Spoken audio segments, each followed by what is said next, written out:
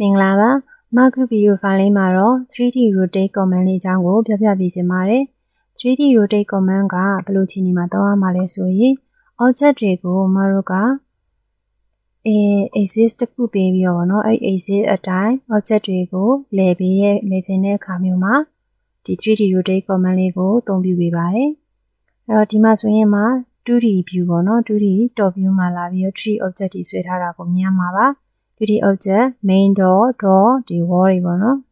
sorry window တွေပေါ့နော်ဒီ object တွေကိုမှဒီမှာဆွဲထားရှိရယ်ဒီ object တွေကမှက 2D top view မှာဆွဲထားတာဖြစ်တယ်နော်အဲ့တော့မှတို့သူ့ကို extra view isometric view ကနေတစ်ချက်ကြည့်ကြည့်လိုက်မယ်ဟုတ်ပြီဒီမှာဆိုရင်မှကဒီ file ထဲမှာဒီမှာ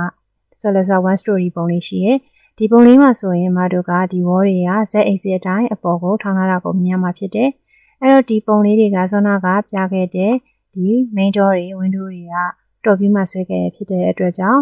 xy plane ပေါ်မှာလဲနေရအောင်မြင်ရမှာဖြစ်တယ်။အဲ့တော့မတို့ကဒီ door တွေ window တွေကိုဒီ story building လေးမှာလာပြီးတက်ပြီးမှဖြစ်တဲ့အတွက်ဒီ object တွေကို axis ပြောင်းပြီးတော့ထောင်ပေးရမယ်။ z axis အတိုင်းထောင်ရမယ်တနည်းအားဖြင့်ဒါဆိုရင်သူကဘယ် axis ကိုဗဟိုပြုပြီးလဲမှာလဲဆိုရင်ဒီလဲနေတဲ့ဒီ xy plane ကနေအပေါ်ထောင်မှာဖြစ်တဲ့အတွက်ဒီ axis ကိုဗဟိုပြုပြီးတော့လဲမယ်ဒီ axis ကတနည်းအားဖြင့်ဒါ x axis ပေါ့နော် x axis ကိုဗဟိုပြုပြီးတော့ဒီ object ကလေးကိုတို့က rotate လုပ်မယ်เนาะဒီလိုခါမျိုးမှာဆိုရင် 3D rotate command ကိုသုံးပြရပါမယ် 3D rotate command ရဲ့ shortcut key လေးက 3R enter အဲ့မှာဒီမှာ main door လေးကိုဒီဘက်မှာတက်တက်ဆွဲထားရလေးရှိရယ်เนาะအဲ့ဒီ object လေးကိုအားလုံးကို select လိုက်မယ် enter အဲ့တော့ 3D rotate command နဲ့ object select ပြီးပြီဆိုရင်သူကဒီမှာဒီ circle လေး3ခုကိုမြင်မှာဖြစ်တယ်ဒီ circle 3ခုကဘာကိုဗဟိုပြုရလဲဆိုရင် 3D rotate လုပ်မှာဖြစ်တဲ့အတွက်ဘယ် axis နဲ့ rotate လုပ်မှာလဲဆိုတာကို axis 3ခုရဲ့ကိုစားပြုထားတဲ့ circle လေးဖြစ်တယ်အဲ့တော့ဒီမှာ circle အနီလေးကိုတစ်ချက် mouse နဲ့ရထားကြည့်လိုက်ရင် axis အနီရောင်ကြီးမြင်ရမှာဖြစ်တယ်ဒီ axis ကဒါ x axis ကိုဗဟိုပြုပြီးတော့ object လေးကဒီလိုလဲသွားမယ်ဆိုပြီးတော့ circle အနီလေးကပြောထားတာဖြစ်တယ်နောက်တစ်ခုကအစိမ်းရှိမယ်နော် circle အစိမ်းရောင်လေးကကြတော့ y axis အတိုင်းရှိနေတာကိုမြင်ရမှာဖြစ်တယ်။သူ circle လေးပုံရလိုက်တာနဲ့ဒီ axis လေးတွေပေါ်လာမှာဖြစ်တယ်နော်။ငါတို့အခုက y axis မှာ object ကိုလဲမှာမဟုတ်ဘူး။နော်ဒါပေမဲ့ဒါသိထားရမယ်။ဒါ y axis ဒီ y axis ကိုလဲပြီးတော့ object လေးလဲပြီးလို့လည်းရတယ်လို့နောက်တစ်ခုကအပြာရောင် circle လေးအပြာရောင် circle လေးကိုရထားလိုက်ရင်ဒီမှာအပြာရောင် axis ကြီးပေါ်လာတာကိုမြင်မှာဖြစ်တယ်။ဒါကကြတော့ z axis အတိုင်း object ကလဲသွားမှာလို့ပြောတာဖြစ်တယ်။အခုကမတို့ကပြင်ညာကြည့်လိုက်မယ်ဒါက x axis ကိုဗဟိုပြုပြီးတော့ဒါလဲမယ်ဆိုရင်မတို့ဆွဲခဲ့တဲ့ဒီ 2D object ကဒီ x axis ကိုဗဟိုပြုပြီးလဲမှာဖြစ်တဲ့အတွက်ကိုလိုချင်တဲ့ z direction တိုင်းအပေါ်ကိုထောင်းလို့ရမှာဖြစ်တယ်ဒါကြောင့်မကဒီမှာ x axis ဖြစ်တဲ့အနီရောင် circle လေးကို click လိုက်ပါမယ်เนาะအဲ့ဒီနောက်မှာတော့မတို့က object လေးကဒီ